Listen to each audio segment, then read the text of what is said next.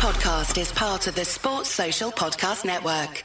In this episode, Dr. John Titchen and I will try to answer the question, how many kata is too many katas in the syllabus? Interested? Keep listening.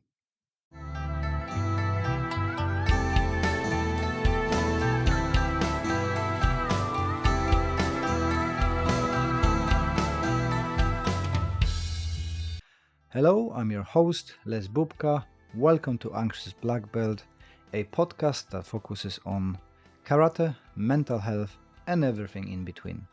If you enjoy our content and would like to support us, best way to do that is to listen to another episode, share with your friends, and leave us a review. All this stuff helps the mysterious algorithm to introduce our podcast to new audience. Thank you for joining me, and let's listen to the episode. Welcome, John. How are you? I'm very good, thank you. How are you, Les? I'm very good, thank you. Nice to have opportunity to have you on the show again, because I've got a specific question, which I think your input gonna be very interesting. Okay, bring it on. How many kata is too many kata in a syllabus? Ooh. Sorry, it's a big question on the beginning. It's a huge question, and I think the answer, as so often in martial arts, boils down to it depends. It depends on what you are doing that kata for. There are studies, admittedly focused on dance, that indicate that learning new dance routines, and of course, you know, if you don't practice a dance routine for a while, you're going to forget it, and then you have to come back and relearn it. But exercises such as that, which are memorizing sequences of moves, are apparently quite good for staving off and treating early onset Alzheimer's. So if you're thinking about mental health, never mind the physical benefits you might accrue from practicing a kata, so long as that kata is not putting undue stress on your joints and is actually improving your mobility, your balance, your coordination, and so forth. There's no reason why you couldn't just keep learning and maybe forgetting as well, but learning and relearning loads of kata. If your purpose in your training is health. Mm-hmm. Yes, if your purpose... We do that. Sorry, we do that with my elderly, and I can attest that. And I was reading those studies, and the change of the pattern is really good for what you call it, the plasticity of the brain as well. So yes. So in that sense, you know, it's good. And there are kata. Obviously, you know, kata take on influences from other kata. So when you think of a kata and you do versions of the Penang kata because of your karate background, and they are different from mine.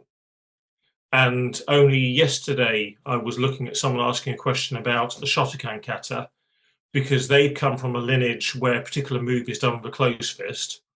And it was done with a closed fist in the earliest photos we have of it from the 30s and the 50s. But when I was taught it,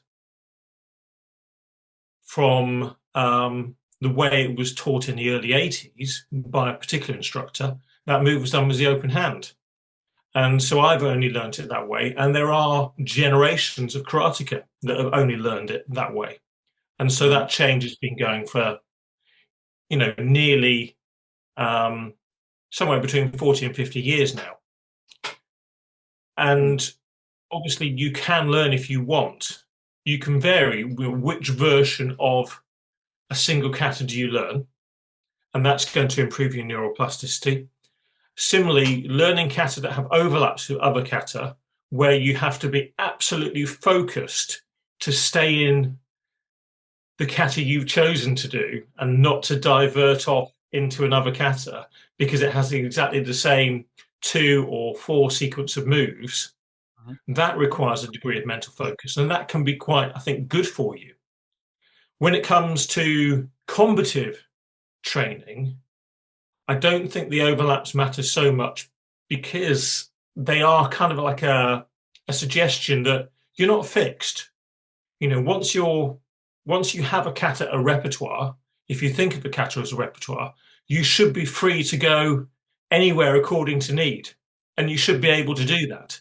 And of course, the only way to do that is to practice sparring with kata techniques. Something that some rule sets in kumite lend themselves towards, some don't.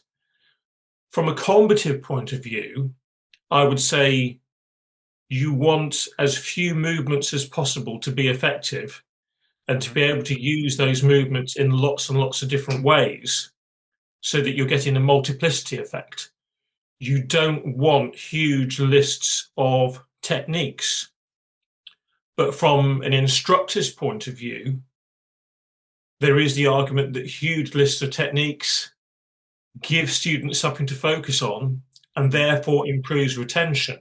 And so if the training is beneficial to their social health, their mental health, their physical health, etc., then again, the more kata, the more techniques, the better. So I circle back via a long route to it does depend. I only teach 4 kata in Dart, 2 are mine, 2 are more traditional kata, the Naihanchi Shodan, Teki Shodan kata, and the Seisan Hangetsu kata. In Shotokan, I teach bare minimum because I spend a lot of time focusing on how to use the kata rather than having separate key-on combinations. And so I really look in depth at the kata compared to how I was taught. But then any of my Shotokan students are free to learn other Shotokan kata. And if they choose to do so, and it's one that I have not done for a while, then I'll relearn it so that I can go through it with them and help them. Because the kata themselves, they're just movements that I know and stances that I know and transitions that I know. It's just the precise sequence and combination that I may have forgotten. So it does come back. It's a big question. I agree. And I think it's perfectly okay for people to have different answers to it. For sure. The reason why I was asking because I'm now we've got a nice hall now with permanent mats, and now I can do curriculum that I always wanted to do, and not having a mat didn't allow me, so we expanded by much more in-depth throws and takedowns and groundwork, escapes from the ground. Any kind of it's a lot of material, and adding kata, especially that my lineage got a mixture of goju katas and shotokan katas. It's a hell of a lot of material to do, which training twice a week I just don't have time to focus. Plus, most of my students are more geared towards I want to be efficient in fighting. So we come up with our higher belts with the idea that we're gonna do very little kata, but use the 2 people drills from the based on the kata that we want. But priority is that they can handle themselves, stand up, and escape from the floor. So I don't know if that's kind of your way of thinking towards that, or how did you distinguish that between? I think so. One of the criticisms I do get from my students, and I did get earlier this year when we did a peer review where all the downgrades wrote a passage on each other, and it was all anonymously collated so that we could all read it. Because if you get one person saying something to you, you might shrug it off. But if 4 or 5 people are giving you either the same compliment or the same critique, it gives you a pause to think about it and to look at what you're doing and help yourself set some smart goals for the months ahead. And one of the critiques of my teaching was that I'll fail people in a grading on kata, but then I won't spend all that much time doing the kata in a lesson. And it's simply because, as far as I'm concerned, when you're with partners, you should really be spending most of your time on partner-based work. Exactly. So you should be, I like to see that most of the lesson on kumite and ki-hon through pad work. I will teach the kata, I will check the kata and correct the kata, but I don't believe in just generally rehearsing the kata in lessons, because for me, kata is homework. Yeah. And I feel if you're dedicated and you want to progress, you will find the time. And I certainly recall when I started, I would practice kata in my room, and that meant I'd do one step and I'd have to shuffle back to the start position and do the next step and shuffle back. I could only ever do one move at a time. And just about, if I moved furniture enough, I could practice some of the bigger turns because of the distance they cover. But it was practice and it was repetition. And, some kata do have larger forms of movement, and not everybody can do the whole kata at their home. And obviously, I've had university students who've sort of, they sent me a photo of their room and said, look, I've literally got the size of a coffin in floor space. I can only do techie. that's all I can do. And I do appreciate that. But it is something I feel that when you're learning a martial art, it does not take much time to do home workouts. And they don't, a kata done fast, really, really fast. What is it? 40 to 60 seconds, maybe with a longer kata, a minute and a half, done slowly with, care and focus and attention to detail. 2 minutes, maybe 3 minutes, is asking someone to give up sort of like, 10 minutes a day to karate in their own time. Is it too much? I personally don't think it is. And I don't think it has to be done all at once. And I don't think all workouts have to make you sweat. There is value in quality repetition. And if that quality repetition is while the kettle is boiling, while the coffee machine is going, then you do it there. So as well, you don't need to do it physically. You can do it as a mental rehearsal, which we know from the studies that it develops the similar same neuron pathways. So you're improving anyway with the mental training. I think it does, although I would say that's harder. I think you have to work at that, don't you, to recollect what is the sense of the position. What am I feeling? What does my body feel? And some people can visualize, and again, it depends on how you think, because some people do predominantly think in words or hear their own voice when they're thinking.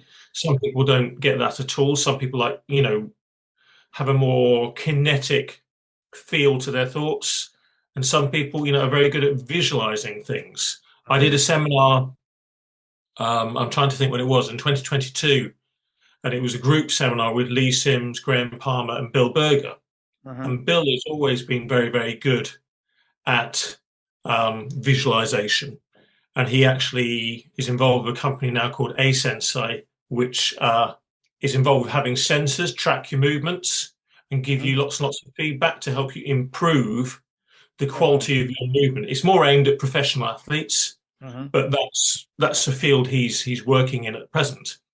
But he asked people to visualize a move. He had somebody demonstrate a move. He asked people to visualize it and then describe whether they saw it in color, black and white, how clear it was, and then asked them to take a third person view of, can you imagine how that would look if you're on this balcony looking down at this person doing the kata, and how that feels? And they're all different exercises you can do to improve that mental rehearsal.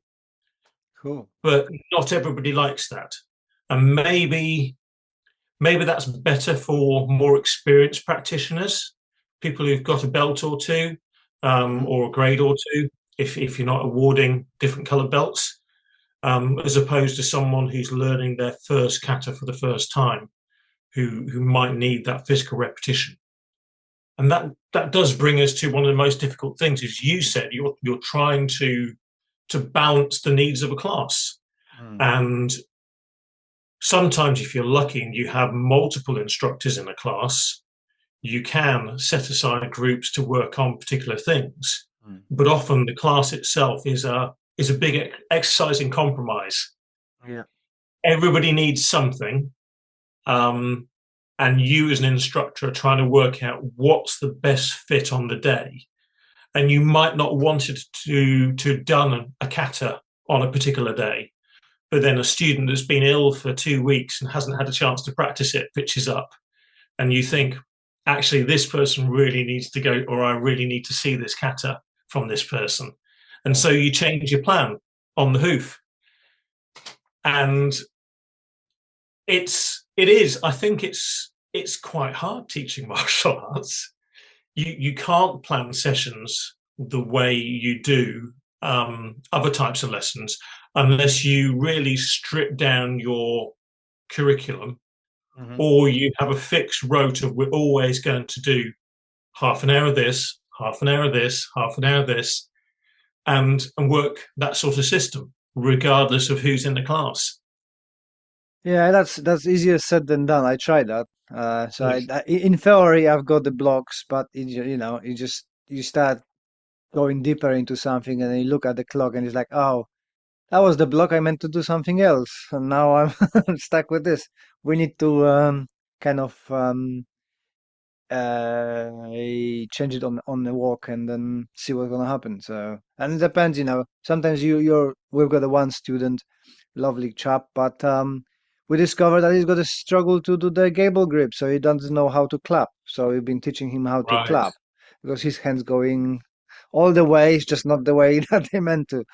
So you pick up that problems along the way, and you have to adapt to help people to catch up to the level of the others, if that makes sense. One of the things I've noticed with you, of course, is you teach in a range of different venues, because you have your club, and then you have the other groups that you help out with, or you're running particular programs for. With your actual club, I think you recently swapped from having a wooden or a tiled floor to Yeah, having the yeah. mats, which of course makes it safer for you to do a lot of throws and sweeps, and more comfortable for students to do groundwork. Have you found it's having an effect on stepping, on how your feet are turning, um, with some of the turns, and whether you need to adjust anything like that? So, yes, yeah, we need to be more careful with the kicking for the knee safety. I'm used to it because even those puzzle mats are hard. I used to train a lot on the wrestling mats, which are much Mm-hmm. softer, so they sink better. So personally, I don't feel much difference. But my students who've been used to adjust to the wooden floors have been saying that their feet aching, the calf muscles working harder, and they need to readjust. It's not so easy the steps needs to be little bit higher, so they're actually getting Yeah. off the ground. The sliding is no more. But I have to say that their quality of training jumped, I think, because they feel safer, especially Yes. the throws and landing. They are more confident, and is a big step up in everything. Actually, Excellent. I think Excellent. just the feeling of the safety unlocked something. uh, I think that's the key to it. But yeah, definitely changes in a stepping and turning, especially turning. I think turning is one of those things that you do have to be very, very careful about, particularly, if you're on a softer ground. And there are shifts because I mean, I tend to find my students are sometimes on a hard floor, sometimes on a soft sort of gym mat type floor Mm-hmm. at a leisure centre. Mm-hmm. And most of the time they're wearing trainers. And then if they're at my dojo, they're barefoot on the 2 meter by 1 meter type martial Mm-hmm. arts mats. And if they're at the judo center, again, they're barefoot on those sort of mats. And it's a whole different ball game. It's, everything changes just a little bit. And you don't notice it. I don't think you notice it so much in sparring, but you do notice it in kata. Mm-hmm. Yeah, definitely. You know, it's like everything, right? Compromises, right? And and Always. and if we're looking at it from a self-defense point of view, you will be on different surfaces all the time. The most Mhm. common thing will be that you got the shoes on, but you might be at home without the shoes in a slippery socks and stuff. So Yes. so having that different training, it's very useful for people to have that sense and feeling. Where do you feel the biggest benefit is going to come from having the mats? Is it really for the groundwork, or is it more for the safety and the throwing work? Throwing, and it's nice and comfortable to lay down on a soft floor, and getting up is easier. But for as I one of my friends got a saying, it's not very well translatable to English, but it's kind of what we adapted to our club, so I'm gonna try to best I can with it.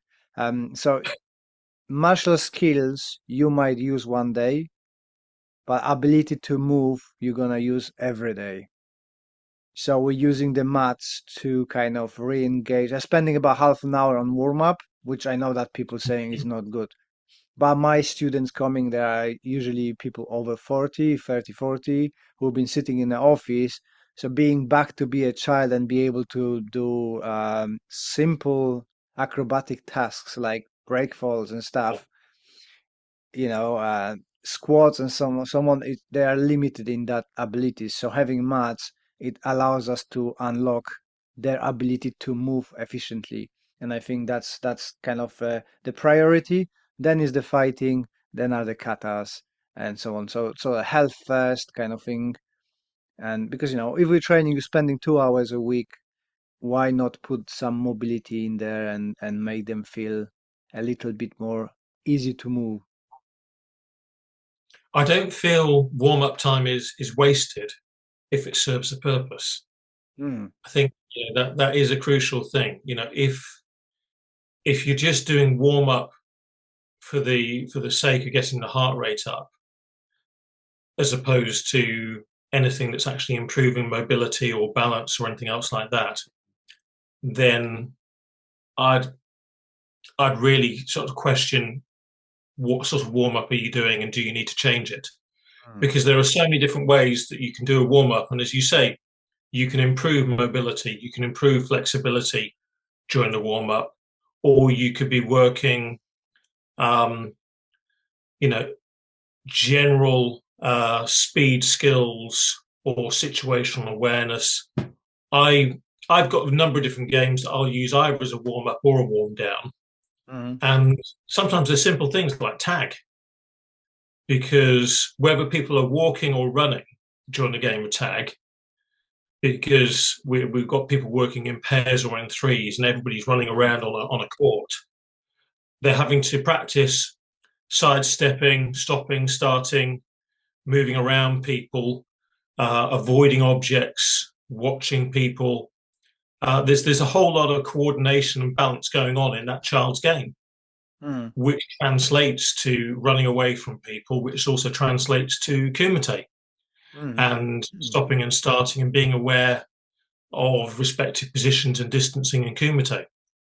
And so anything that has a secondary effect, um, other than just preparing you for the main lesson, I think is beneficial. Mm. And like I've got students in their 60s and 70s, And then I've also got students who are, in their teens, and some of the teenagers are as mobile as I would expect teenagers to be. Hmm. I found some teenagers can't squat and jump from the squat. Mm. They don't have leg strength.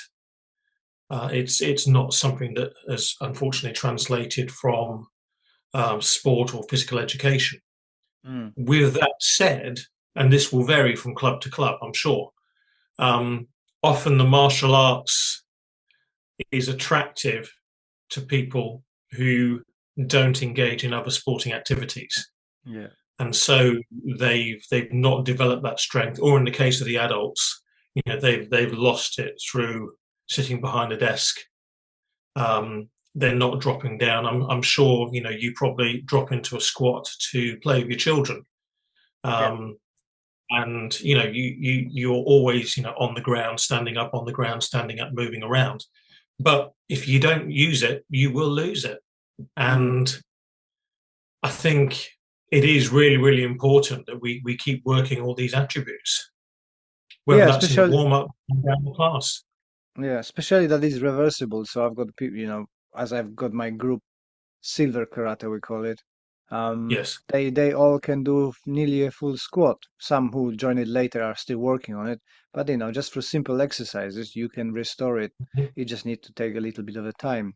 I wanted to ask you something. We just pop in, and I never heard that in elsewhere except the UK. And you are a teacher, you are an educated person, much more than I am. Why in UK you saying warm down? It just, in my Polish head, it doesn't make any sense. Cool It down. makes no sense whatsoever. Um, Technically speaking, I mean, warm down is supposed to be, uh, if anything, because you're not warming down the body. Um, Essentially, what you're doing is moving from a position, in theory, of a higher heart rate to a lower heart rate. Mhm. Uh, Now, weirdly enough, and this is kind of linked to warm down, but not necessarily. Did you ever do moxo? Do you ever Yes, do? yeah, yeah, yeah, yeah, yeah. Now that has been linked. Seated breathing with Mhm. your eyes shut after a physical activity apparently improves the memory of that activity, the memory storage of that activity. Awesome. I never knew that. That's cool. Now, I'm trying to remember my source for that. I think it was cited by Huberman on the Huberman Lab podcast. Cool. Um, and obviously, he's a neuroscientist. And when he's talking about fields that he doesn't know much about, he generally, brings in other experts or Mm. cites papers and so forth. But apparently, yes. So if you consider Moxo as part of a warm down, yes, there is actually a good reason for doing it, and one that you may not even realise is happening. But yes, um, I, sitting I, I, quiet. d- I don't question the cooldown because it's part of my thing. It's just the naming. In Poland, we will say cooldown. Yeah, It's like the same in English. You say climb up and climb down, which in Polish are completely two different words because you're doing different yeah, activity. If you're climbing, you cannot go down. If that makes sense. yes. So it's just the semantics, not the not the not the purpose of the exercise.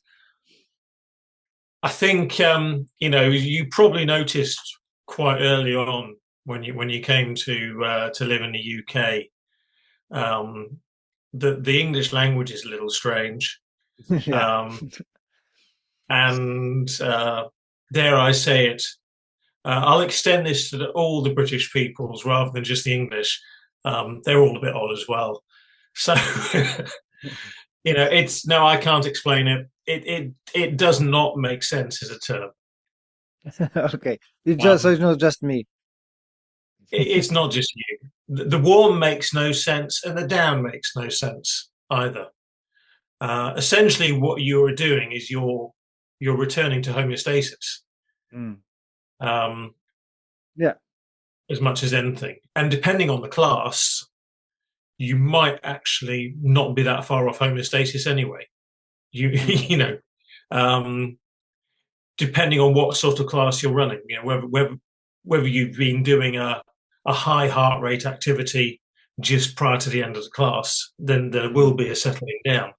But actually, if you've been doing just average pace drills, I wouldn't have thought your heart rate's going to be up all that much. I wouldn't have thought your body temperature is going to be too different. And so, yeah, the term makes no sense. You are absolutely right. It makes no sense whatsoever. Going back to the kata and syllabus, you said you've got a limited amount of kata and that you teach in the bare minimum. On what is the conditions you're choosing the katas? Because this is where we're going, and I kind of my heart is more towards the Goju Ryu system, but we've got pinans and stuff like that. So we decided to get rid of pinans and get the Gakisai, but we're keeping Nahanchi. What is your thinking and justification of keeping certain katas and getting rid of the other katas? I'm interested to learn. It's a tricky question. So I have obviously different syllabi for my Shotokan group and my Dart group. The Shotokan is easier to explain. With Shotokan, I've kept the kata in the order that I was taught up to Shodan, with the exception that I've stripped out a few kata. And I've done that partly because I thought I'm going into detail in more kata, into the kata I'm doing anyway, but also because I've looked at other Shotokan associations and noticed there's quite a degree of diversity in terms of which kata are taught up to Shodan. Some teach more, some teach less. Some seem to have picked completely different kata just to be different, so their students can boast, "Oh, we do this." So I've just kept at the moment, my Shodan syllabus has 5 Heian kata, Teki Shodan, Basai Dai, Kankudai, and Hangetsu, or Seisan. And so from my point of view, I've stripped out Gion, Jite, and MP, which were kata that I had to do at that point in time. But I feel that I'm making up for it because I'm going into more detail. Now, personally, I'd quite happily get rid of Kankudai.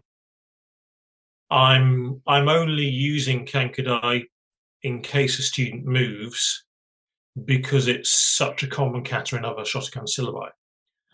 There's such an overlap between it and the other kata I'm doing. I feel it's rather superfluous. I really would like to ditch Basai Dai. And I know some people love Basai Dai. It's not the way I fight. So there are quite a lot of moves in there that just aren't the way that I teach kumite or things that I do. But again, at the moment, it's survived in the syllabus because it's common to other Shotokan groups. Now, with Dart, a completely different approach. Dart went for a long time with no kata. The drills in Dart were extrapolated from kata, and how I used kata and kumite, and they were, they're pressure tested in scenario training days and kumite. And we got to a point where I wasn't happy with my students' footwork. I just felt that some of the drills were a little bit rough, and I wanted them to have a homework exercise. And I constructed 2 kata that are designed to fit together, not sort of fit together as one, but they complement each other, to cover a significant proportion of our drills and exercises with coat hangers for other drills and exercises in terms of how the positions work. They were also designed to be done in a really, really small space, so about 1 meter by half a meter, or 1.5 meters by a meter is the amount of space you need to do them. And they were designed to involve a lot of different turns so that you practice a lot of different movements. And weirdly enough, they also had health movements in them. So we talked earlier about mobility. There are exaggerated drops in one of the kata just to get people squatting and standing up balanced from a squat, because I felt that was important. So those two kata came in initially in Dart, and then there were ground elements and stand-up elements that I was doing that I could see in a number of different Shotokan kata, but more than others I found in Teki Shodan. And because of that, and because Naihanchi Teki is probably the second most common kata across all karate styles, that went in. What would be the first one? Sorry? What would be the first one? Sorry, jumping on your... The first one is Seisan. Is it really? My understanding is that Seisan, although the kata itself varies quite a lot from style to style, my understanding is that Seisan is the most common, and I might be speaking out of turn, but I also believe it's the oldest we can trace kata. Seisan, I don't use the applications quite so much directly, but because it has a lot of good postural movements, and it teaches some interesting footwork in terms of shuffling, kumite type, shifting in, shifting out movements that aren't found in so many other kata, which have more deliberate stepping. I decided to bring that in, and alongside that, I've also brought in things that you might see in Kyokushinkai, which is a bit of conditioning related to Seisan, the holding position and taking some body shots and some leg shots, and that's something that the more senior grades do in their gradings. So those are the 4 kata in Dart, and I feel that's enough. There is a ground kata that I do, which I took on board from a friend of mine, Jay Cooper, who's over in Calgary, and his ground kata is it's a catch wrestling exercise as much as anything, and it's just about positional flow in maintaining top control and learning how to keep your weight on somebody else's chest while moving through different positions. And that is done separate to, but also interlinks with some of our ground drills and our ground fighting. And that's really it for Dart. And I feel that's enough for them. Now, there's no reason why they can't do extra kata. And in fact, this summer, just as a random exercise, I made everyone learn Nijishiho or Nisei Shi. I did the Shotokan Nijishiho version with them. And the feedback I actually got from the downgrades was that it was quite difficult. And I think it was useful for them because a lot of them have been doing the same kata, the same 4 kata, for something like 6 years now without learning another kata. And so they're teaching kata to students, but they've forgotten what it's like to learn a kata. And I think it was an eye-opener at how difficult it is to learn a new set of movements for the first time. So on the one hand, you could say there's another value to doing more kata from time to time, is to remind ourselves as instructors what it's like to learn something new like that, without necessarily, although you can have a physical frame of reference in terms of you could teach kumite or applications for the kata alongside the kata. But when you do the kata solo, you are still always having to just do moves in panair. And that is different to applying against a person. It's always going to be different.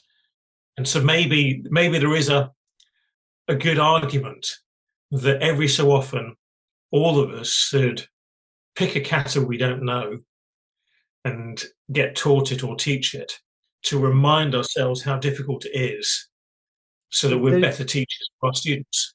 Yeah, there's a huge value in sucking at something, Yes. and it's as well. I find the freedom because I started recently BJJ, and being a student again, it makes me understand more what my students going through, especially when you're learning something that it doesn't really translate to, or it's so different to what you do usually, right? Because Yeah. the Yes. biggest kind of problem for me in BJJ is changing my hikite. Again, instead of pulling here, you need to pull it. Well, You need to pull it up, right? And that pulling hand yeah. changes complete trajectory and the muscles, and it's very complicated for me. Like, no, pull it now. Okay, it doesn't work. We need to pull it Yeah. up there. And of course, with no hikite, there's no power. So, Exactly. So every BJJ person knows that. yeah. Yeah. I mean, I find myself caught in an awkward position because I I would like to go into doing BJJ. Mm, I do tend to find that for me, with immune suppression because of my transplant, I catch stuff more often in yeah, BJJ. yeah, yeah. Particularly, also, it's not just the BJJ activity itself, because I don't think it's inherently any worse than close quarter karate or doing Hmm. karate on the ground. I think it's the fact that I'm going into another club, which is a whole new Yeah. jungle. Um, but also, I've had a number of different injuries. I tore a rotator cuff. I made a mistake doing a deadlift, and I turned halfway through a deadlift because I got distracted by the dog Hmm. and twisted and made a little tear. And I've currently got an abdominal hernia, which I've only just had a CT scan on to see whether we're going to do a mesh repair or not. Hmm. And so a number of different factors at the moment. Um, I'm sure the instructor's given up on me because I've not been for a year and a half and I only went for a trial week. It's Hmm. still my intention to go back. But like yourself, we've been doing martial arts for a while. We're playing the long game here, and I'll go back Hmm. when I'm not carrying an injury, which is likely to go at any point in time, because I have to be strong enough to go back. It's not. Hmm. I'm waiting until I'm fit to go back, because you get fit during the activity. It's making Hmm. sure that I'm not going to exacerbate an existing injury and turn up for one session and disappear again. But by the same token, I have a friend who does BJJ up in Edinburgh, and they come down sort of once or twice a year, and we have a great, couple of days. Um, as you say, just me sucking at at techniques and failing and failing, and of course getting frustrated because, to a large extent, most of what I do, and even when I'm learning other stuff that's stand up, I've rehearsed thousands and thousands of times, and Hmm. I can adapt to variations very, very easily. And when it comes to a lot of ground stuff, there's some ground stuff that I do and I do fairly well. There's other ground stuff that I just don't have the reps, and Hmm. I need to fail and fail and fail again Yeah. until I automatically start adapting to positions and differences without thinking about it, and essentially start not failing. And then I need to find something else to fail at. Yeah, when I started the BJJ, I had a few private sessions with Tim, the coach there, and we Mm. went purely for testing our solutions to getting up from the floor.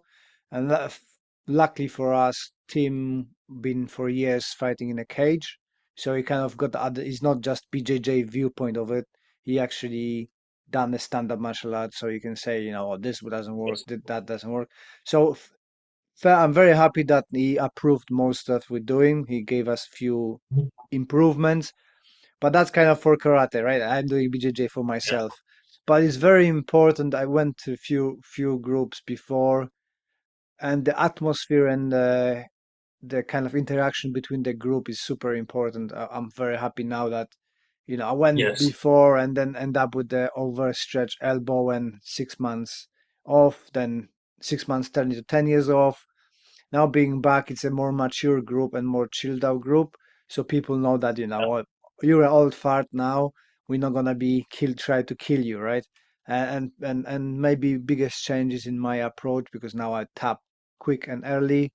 So not trying to prove anything, and I dropped my ego Yeah. because I think combination of ego, mine and others, results in an injury. So now I just tap as soon as possible. I think it's the biggest mistake you can make, isn't it? To want to win all the time Mm. and to attempt to force your way out of a situation.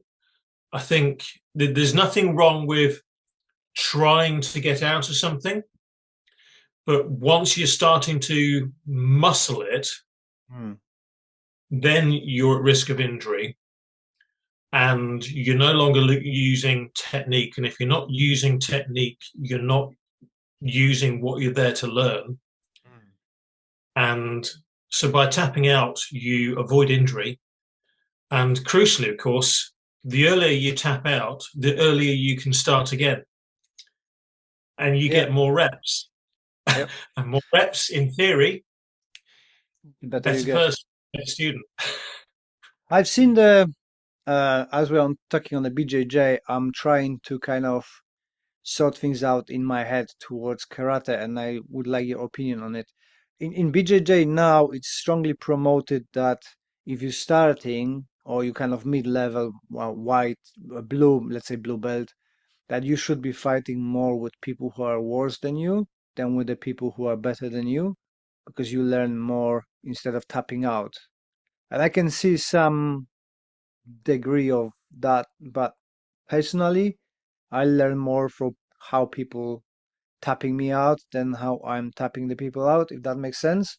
And I'm trying to see if that would work better for a karate, but I can't see how my improvements be better with the people who are worse than me without kind of feeling like I'm punishing them, if that makes sense. It does, and I think there's a balance to be struck because when you train with someone that is better than you, um, they will, to a certain extent, you'll fail, or they will raise your game, or you'll learn Mm. something by seeing how someone is more efficient. Um, by the same token, if I place you with someone that's slightly worse than you, then you can often end up starting to coach. Mm. And anytime we have to explain something or coach something, we self-analyze. Yeah. And in theory, that improves our technique as well. Hmm. So I feel there needs to be a balance between, you know, even Stevens being with someone who's at your level, being with people that are better than you, who are challenging you, Hmm. and learning from failing and learning from watching them, but also being with people that are a little bit worse than you or a lower grade than you at that point in time, and learning by thinking what advice to give them to help them do the technique better will Hmm. help you understand the technique better yourself. So I think all three have their value. Mm. I think that wasn't in taken in consideration when they've been talking about from point of BJJ, but I was gonna say that because of sparring with a good, better sparring partner, I'm learning when they are nice to me and allow me to do stuff because they just don't Mm-hmm. want to tap me out all the time. But that's what you Yeah. would you say, and you're right.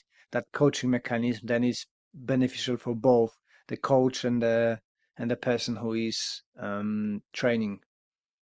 Yeah. I mean, one of the things I'm trying to do more of at the moment is get some of my downgrades to do within a 90-minute session. I'll approach them at the start of the session, say, "This is who we've got. I'm going to do the first half hour. I'm going to cover this. I'd like you to cover the second half hour, please." Now, sometimes it depends on numbers. Sometimes I'll end up still coaching. I might end up just being with the Shotokan group for that period of time because I'm always zigzagging because I'm running both classes concurrently. Okay.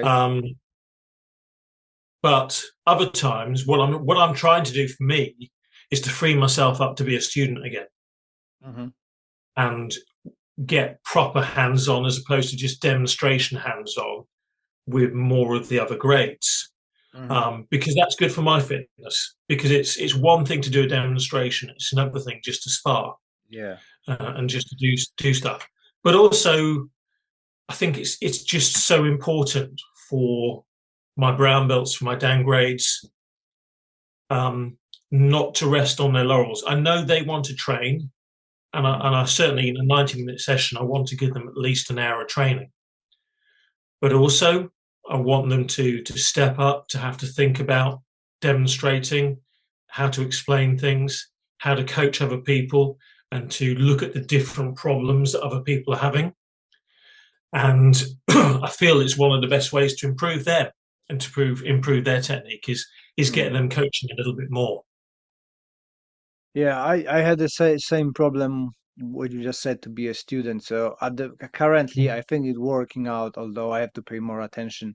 So we do an hour of training when I'm coaching. Although training, I try to train with everybody, so we're switching. So I've got the time, that training time with everybody, so I can give them pinpoint corrections. If it's equal, if we've got a group where it's equal amount of pairs, then I'm gonna be wandering around and doing. But if it's unequal, I train with everybody. But then on sparring, I need to do the sparring as well because I need to work out for myself. It's just looking around, everybody, nobody's doing injuries or stupid things. But yeah, I get a half an hour of workout every session sparring. But yeah, we just because my club is small. I've got a couple of black belts and brown belts, but not everybody is a teacher, right? And not everybody wants to coaching. But at the moment, Nick stepped forward and he said he would like to start teaching. So hopefully I can now give him that take, especially that he's from a Orthodox Matsumura Saito Shorin-ryu. So he does cut a little bit differently. So I try to bring his way of thinking so my students can see that it's not only my way, but there are other options, opportunities there. So I'm gonna be trying to put him more into a teaching environment, and I'm hope he's gonna get much better. He is a super cool guy anyway, but I think he's gonna be reaching new heights with Excellent. that approach. So you said you're running two So classes at the I'm same time. running I'm running two at the same time. My Shotokan group is very, very small. My Shotokan group is only about 5, Oh, okay. and just the nature of the beast. The Shotokan group, I've got one person who's a dart downgrade who's decided to learn Shotokan, and that person's in their late 20s. But the rest of the Shotokan is mid 50s, mid 60s, and 70s.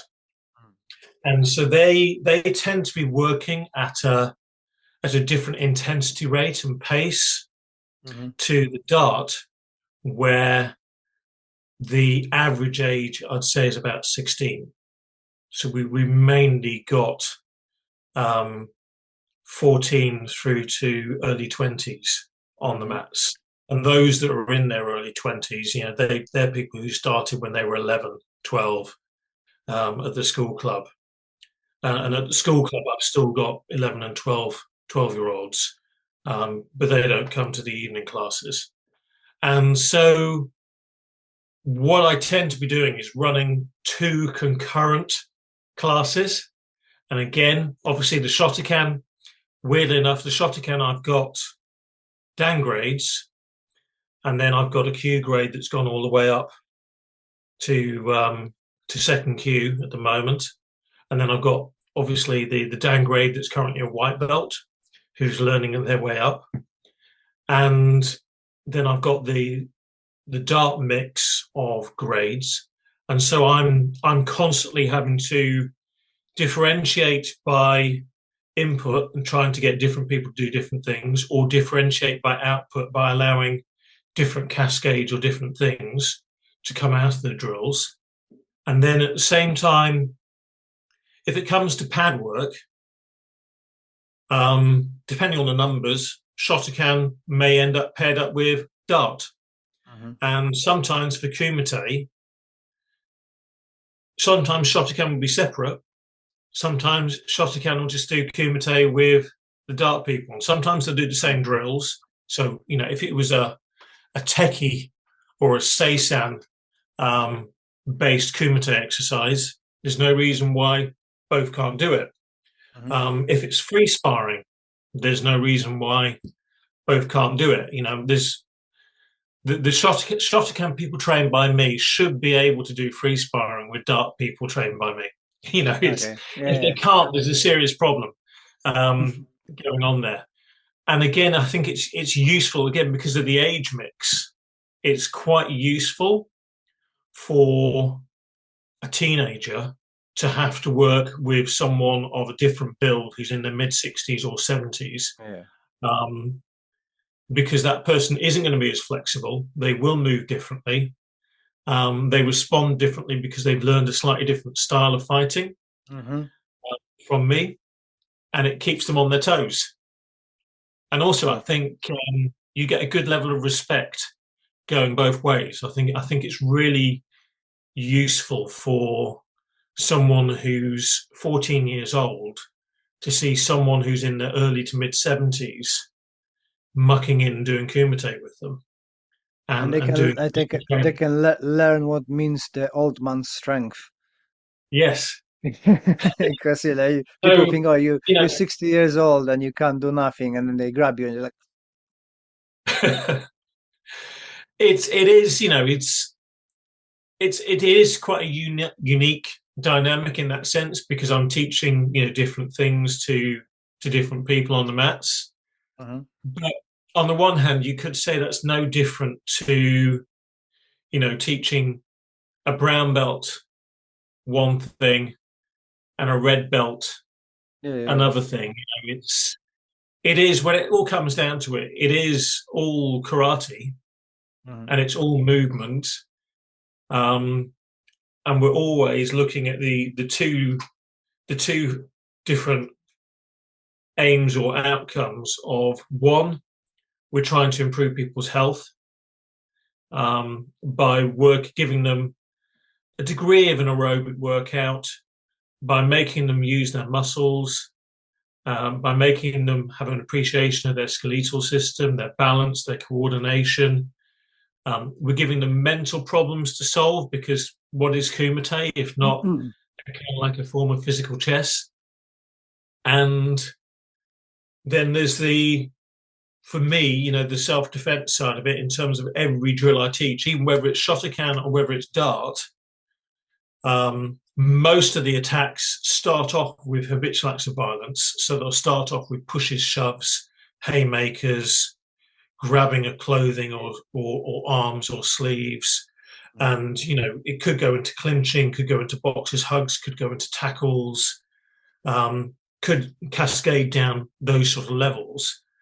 But the responses we've built in with the drills are all scaled force responses. So people are always looking at it. Is it necessary? Is it reasonable? And occasionally, with the free Kumite, I'll say, right, you're doing this. The bad guy or the attacker initially is going to be trying to hit you in the head. But I want you to imagine it's the dance floor at a family wedding. You are not to hit them in the face. You are not to hit them in the head. You are going to be trying to get some sort of leg or torso strikes to win them or dissuade them with pain, and you're going to be trying to get a control on. Mm. And I'll give them different outcomes. I'll say, so you're trying to just to hit them enough to run away. So, I'll have different kumite outcomes, different aims going on. So, I've always got the health aim on, in terms of what we're doing shouldn't be harming you and should be improving your health. But for me, because I'm looking at self-defense with my drills, and self-defense is the legal use of force, I'm looking at tailoring everything I'm doing kumite wise to that. And it is different to doing MMA style kumite or WKF style kumite. And there's nothing wrong with doing those sorts of kumite. Funnily enough, this coming Thursday, I'm planning on doing an exercise where one person's going to be kicking only and one person's going to be punching only. And so they're having to work different ranges and angles just as a random exercise. Nothing to do with our normal training, other than it's going to hopefully improve people's punching and kicking technique, by really making them thinking about their distancing, their angles, and their positioning. Yeah, we love the different outcomes sparring. So one grapples, one striking, either Yeah. kicking, you need to keep distance, you need to close the distance. I think it's very valuable exercise and get you appreciations for all the other things that you're doing, but in separation, if that makes sense. Yes. Yes. Because there is no, unless you're. I'm trying to think of a way to describe this. When you're working to a sporting rule set, you frame your techniques to give you the best chance to win points. Yep. And there's nothing wrong with that because you're trying to win a competition. When you are framing to real life or what you perceive to be real life, then again you frame according to the situation. And you're going to, if you end up, let's hope you never do, but if, for example, you end up having to fight someone that's got a knife, you're going to be using a different level of force, probably, to that if you're fighting a drunk, small 12-year-old child who's suddenly started off on you. Yeah. One would hope that most people would either have options or a level of control that they'd do something different, for a different person. If you know what I mean, they would try to minimize the force. We're never talking about putting yourself in more danger. Never talking about that. But we're always looking at, is it necessary? Is it reasonable? What are we trying to do? And I think it's useful mentally to have different outcomes. It makes it more fun. If you're always doing the same thing, it gets boring. And I've certainly seen with people who are competition focused, they will never always do the same thing. They will always, they'll have games where one person has been set the task of scoring at one particular type of technique and another person has been set the task of scoring another. And it's all designed to increase your ability to spot options, to spot potentials in positions, and to work yourself more. Yeah, you need to have a variety just to not get bored, right? Even if you're preparing for certain sparring, you need to work on different qualities and attributes of your sparring. So yeah, you just have to mix it up. So you cannot work on everything in one time, right?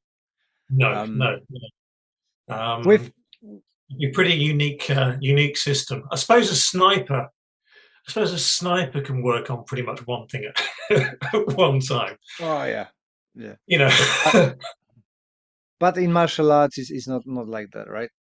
if you No, just no. train the right hook or right straight, it's gonna get boring anyway. And still you could Yeah. break that down for speed, power, and accuracy, right? So it's always you can do something to break down the levels of working. But for those who might be interested, we are gonna be teaching together in July. Yeah.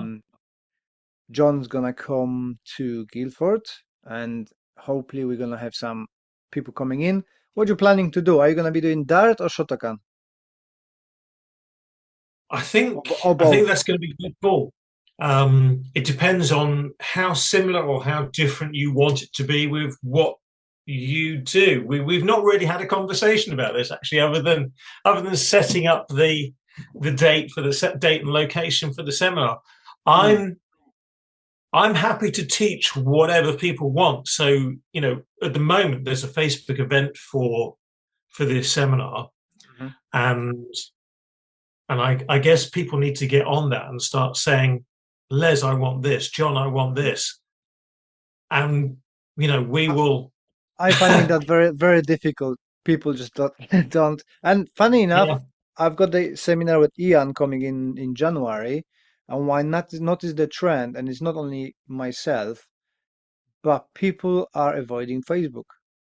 I've got 5 people ticked going from Facebook, and I've got 27 people booked in. right. So, I, I, guys, I if think you listen, Facebook has become harder.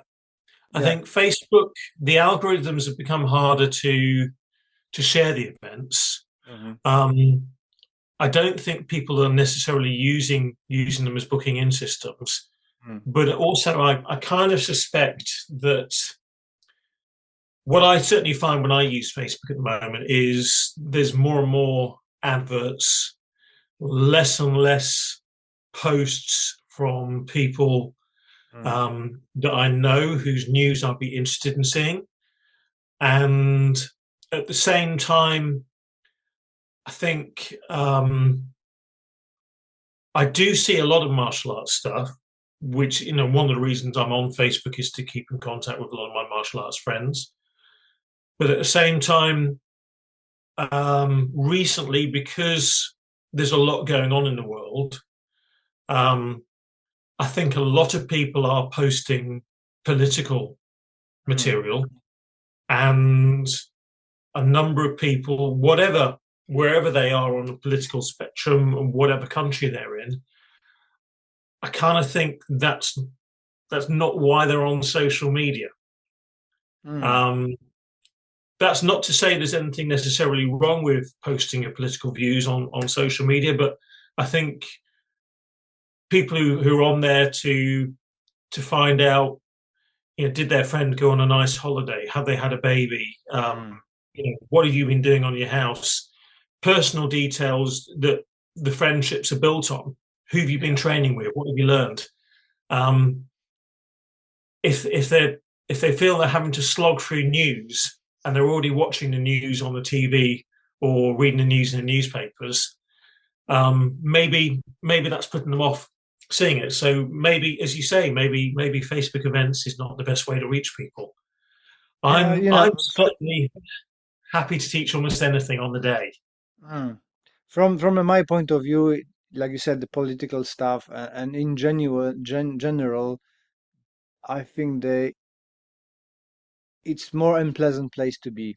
Um, People are getting more and more negative, and just scrolling through that, on 10 posts who are kind of either insulting somebody, criticizing somebody, being not very nice towards other people. You've got one with positive things.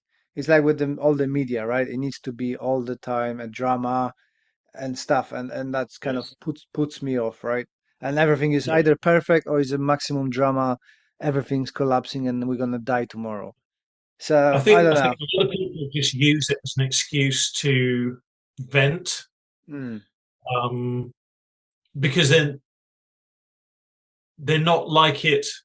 I can't believe there are that many angry, angry people in real life, or angry mm, and rude people in real life.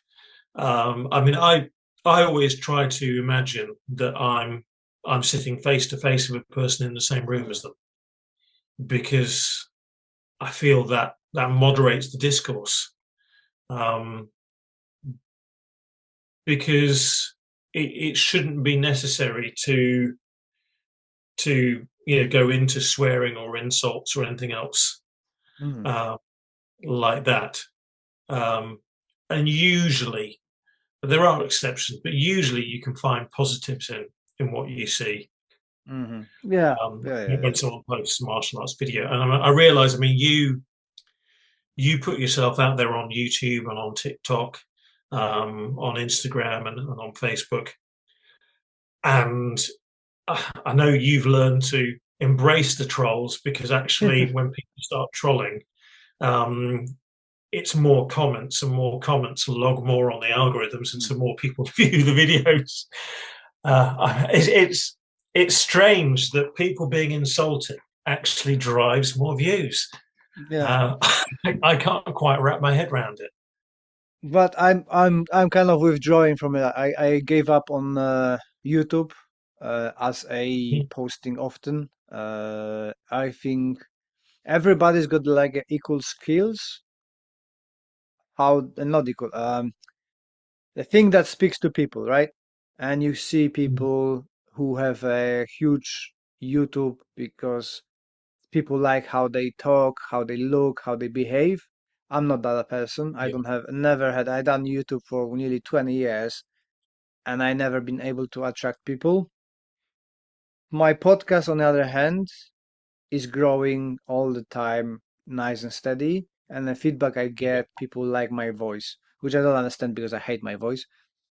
But the feedback is that this is the medium that works the best for me. yeah, Plus the books work really well for me. So it's time to choose the stuff that I enjoy the most instead of trying to impress people and convince people to get on board. So I kind of gave yeah. up on a YouTube. I'm gonna be posting there mainly a podcast and few events and stuff like that, and focus on something I like enjoy, like talking to people like yourself, that I can actually My learn. voice is not particularly strong. I've had so many intubations from different Mm, operations. My voice isn't particularly strong, and I suffer from reflux, and that affects my vocal cords as well. So I personally, I prefer to write, mhm, uh, and mainly the books. Occasionally the blog. I'm not really regular enough with my blog. And I sometimes forget that stuff that seems obvious to me isn't necessarily obvious to somebody else. So, sometimes I need to think, yeah, I need to go back and redo old articles or mm, represent material. But that's personally how I prefer to do things. For me, at the moment, biggest difficulty I've got is I have a number of different podcasts that I mm, like listening to, but the internet signal has completely dropped out in my dojo. mhm, And I would normally like to be combining listening while I'm doing something else. mm, So if I'm listening to something, I can't really be writing independently thinking if I'm paying attention to words. I can listen to music and write. yeah, If I'm trying to absorb information, for me, I want to be exercising. So I want to be doing my weights. I want to be mm, rowing. I want to be doing kata. I want to be doing bag work, or I want to be washing up or cooking or preparing food. Um, I same. I don't like just sitting and listening. Mm, And unfortunately, at the moment, my dojo is internet signal free. In fact, most of my house at the moment is mobile signal free. I can't even haven't been able to make a proper phone call since the start of September because wow. the signal has dropped out. And so for me, podcasts are things that I like, but it's tricky. It's tricky. Mhm. I recognize a lot of people who commute. Um, Podcasts are fantastic. Yep, I can tell you. And I'm driving on seminar, it's always a podcast. I don't even listen any music anymore from radio because A, I can't listen what I want. and B, it's the signal changes all the time when you're driving, and it's losing the signal and this and that. Even with a DAB, it's still and podcast. I download it, off it goes, and I'm listening, and I learn something as well. So I love Yeah. it. What I can What? say about our seminar is certainly because it's me, my focus will be predominantly habitual acts of violence centric. Hmm. So haymakers, boxers, hugs, Hmm. um, grabs, clinches, things like that. Um, it's really going to come down to the crowd on the day whether they want dart, whether they want something that is Heian kata based, um, whatever fits with you and what you're doing. I don't know yet. I was waiting what you're gonna say. So I'm we'll sure it's see. gonna. I'm sure it's gonna be good days. But guys, if you listen to it and you're planning to come, let me know either on Facebook or email or whatever.